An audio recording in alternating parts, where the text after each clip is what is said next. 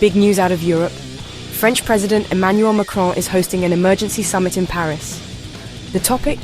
Ukraine's war and Europe's growing frustration with being left out of the most important peace talks. Here's what's happening. The US, led by President Trump, is forging ahead with its own negotiations with Russia. These talks are happening in Saudi Arabia, and, you guessed it, Europe and even Ukraine have been left out of the room. In fact, Trump's envoy made it crystal clear. Europe, no seat at the table. That's got European leaders fired up, and honestly, can you blame them? After all, the war is on their doorstep, and they've invested billions in military aid, sanctions, and humanitarian support for Ukraine.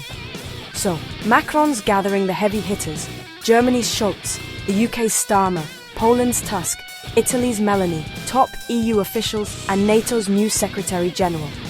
They're meeting in Paris to hash out a common strategy, show unity, and remind the world that Europe's security is on the line. Now the stakes are huge. If the US and Russia cut a deal without Europe, it could reshape the continent's security for years. European leaders are debating everything from more sanctions to sending reassurance forces into Ukraine if there's a peace deal. Some, like the UK's Starmer, say they'd even consider sending troops, if, and only if, there's a strong US security guarantee. This is about more than just Ukraine. It's about who gets to shape the future of Europe. Will it be decided in Washington and Moscow, or in Paris and Brussels?